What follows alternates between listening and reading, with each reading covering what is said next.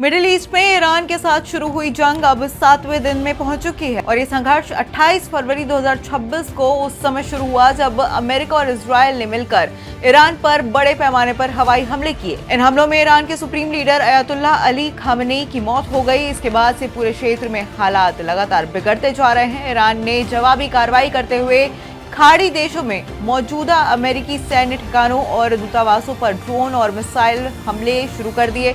वहीं इजरायल ने लेबनान में हिजबुल्लाह के ठिकानों पर हमले तेज कर दिए हैं और अब तक ईरान में मरने वालों की संख्या 1250 से ज्यादा पहुंच चुकी है और इस युद्ध का असर वैश्विक अर्थव्यवस्था पर भी दिखाई देने लगा है। अंतर्राष्ट्रीय बाजार में कच्चे तेल की कीमतें तेजी से बढ़ती नजर आ रही हैं और कई देशों में सुरक्षा अलर्ट भी जारी किए गए हैं। ट्रंप का प्लान बी। अमेरिकी राष्ट्रपति डोनाल्ड ट्रंप ने ईरान पर दबाव बढ़ाने के लिए एक नया प्लान बी तैयार किया है। इसके तहत अमेरिका सीरिया, इराक, तुर्की और ईरान में सक्रिय करीब 2 लाख कुर्द लड़ाकों को हथियार और आर्थिक मदद देने की योजना बना रहा है और माना जा रहा है कि इस रणनीति का मकसद ईरान के भीतर अस्थिरता पैदा करना और वहां की सरकार पर दबाव बढ़ाना है। तेल और वैश्विक बाजार पर असर। जंग के बीच अंतर्राष्ट्रीय बाजार में कच्चे तेल की कीमतों में भारी उतार चढ़ाव देखने को मिला है। कुछ रिपोर्ट्स के मुताबिक कीमतें तेजी से बढ़ी जबकि निवेशकों ने सुरक्षित विकल्पों की ओर रुख किया है। भारत में शेयर बाजार में तेजी देखने को मिली है और सेंसेक्स करीब 900 अंक तथा निफ्टी करीब 285 अंक चढ़ चुका है और एशिया के कई अन्य बाजारों में भी सकारात्मक रुझान दर्ज किए गए हैं। ओवैसी ने केंद्र सरकार पर उठाए सवाल।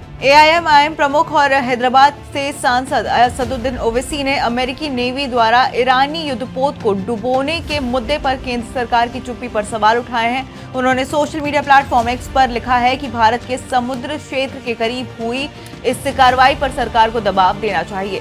तेहरान के आजादी स्पोर्ट्स कॉम्प्लेक्स पर हमला।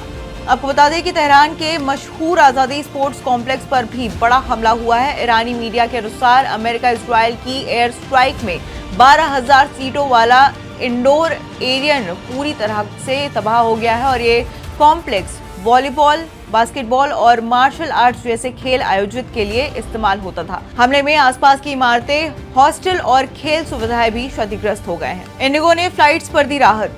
आपको बता दें कि एयरलाइन इंडिगो ने मिडिल ईस्ट और इस्तांबुल की फ्लाइट्स पर यात्रियों को राहत दी है। एयरलाइंस ने 31 मार्च 2026 तक कैंसिलेशन और टिकट बदलाव पर फ्री वेवर देने का फैसला किया है। ये कदम क्षेत्र में बंद एयर स्पेस और सुरक्षा चिंताओं को देखते हुए उठाया गया है। ऊर्जा सप्लाई पर असर।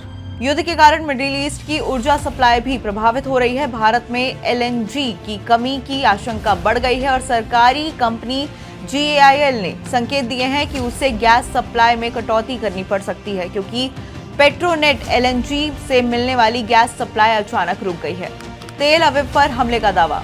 आपको बता दें कि ईरान के इस्लामिक रिवॉल्यूशनरी गार्ड्स कॉर्प यानी कि IRGC ने दावा किया है कि उसने इजरायल के कमर्शियल हब तेल अवीव पर मिसाइल और ड्रोन हमलों की नई लहर शुरू की है। हालांकि इजरायली सेना ने इन हमलों की पुष्टि नहीं की है। ईरान का बड़ा बयान। IRGC के प्रवक्ता brigadier general Ali Mohammad Naeini ने कहा है कि ईरान लंबे जंग के लिए पूरी तरीके से तैयार है और जल्द ही ऐसे एडवांस्ड हथियार इस्तेमाल किए जाएंगे जो अब तक इस युद्ध में नहीं देखे गए हैं। भारी जनहानि। ईरानी रेड क्रिसेंट सोसाइटी के अनुसार अब तक करीब 1230 से अधिक लोगों की मौत हो चुकी है। इनमें बड़ी संख्या में आम नागरिक भी शामिल हैं। आपको बता दें कि 28 फरवरी को दक्षिणी ईरान के मिनाब में एक लड़कियों के स्कूल पर हमले में 160 से ज्यादा छात्राओं और स्टाफ की मौत की खबर ने पूरी दुनिया को झकझोर दिया है। युद्ध की कीमत। अल जजीरा और CSIS की रिपोर्ट के अनुसार युद्ध के शुरुआती 100 घंटों में ही अमेरिका को करीब 3.7 अरब डॉलर खर्च करने पड़े हैं। इसमें B-2 stealth bombs, time hoc मिसाइलें और अन्य हाईटेक हथियारों का इस्तेमाल शामिल है। लंदन में जासूसी के आरोप। ब्रिटेन की राजधानी लंदन में ईरान के लिए जासूसी करने के शक में 4 लोगों को गिरफ्तार किया गया है। आरोप यह है कि ये लोग यहूदी समुदाय के लोगों पर नजर रख रहे थे। चीन की भूमिका।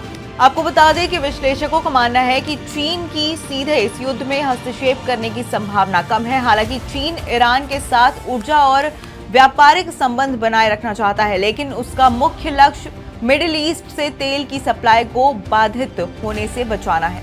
होर्मुज़ जल डमरू मध्य पर असर।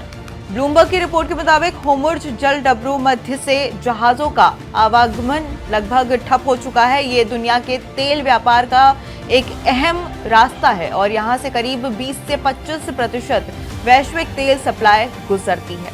यूएई की ऑयल रिफाइनरी पर हमला। आपको बता दें कि ईरानी ड्रोन हमले में यूएई के फुजौरा स्थित ऑयल रिफाइनरी को भी भारी नुकसान पहुंचा है। सैटेलाइट तस्वीरों में वहां बड़े पैमाने पर तबाही दिखाई दी है। हिजबुल्लाह के ठिकानों पर इजरायली हमले।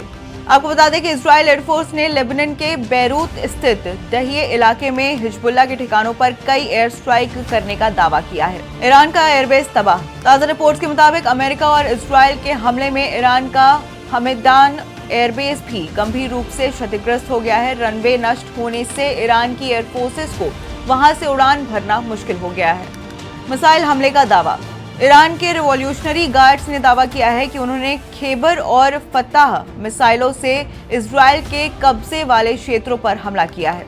ईरान के राष्ट्रपति का बड़ा बयान। आपको बता दें कि इन सबके बीच ईरान के राष्ट्रपति का एक बड़ा बयान सामने आया है। उन्होंने कहा है कि कुछ देश इस युद्ध में मध्यस्थता की कोशिश कर रहे हैं। उन्होंने कहा कि ईरान शांति के लिए तैयार है, लेकिन अपनी संप्रभुता और सम्मान की रक्षा के लिए वो पीछे नहीं हटेगा। विदेशी नागरिकों की वापसी। युद्ध के कारण खाड़ी देशों में फंसे यूरोपियन नागरिकों को निकालने का अभियान भी शुरू हो गया है। ओमान से ब्रिटेन की पहली सरकारी चार्टर्ड फ्लाइट लंदन पहुंच चुकी है। समुद्र में हमला। आपको बता दें कि ताजा घटनाक्रम में अमेरिका ने समुद्र में ईरानी ड्रोन कैरियर को निशाना बनाते हुए हमला किया है।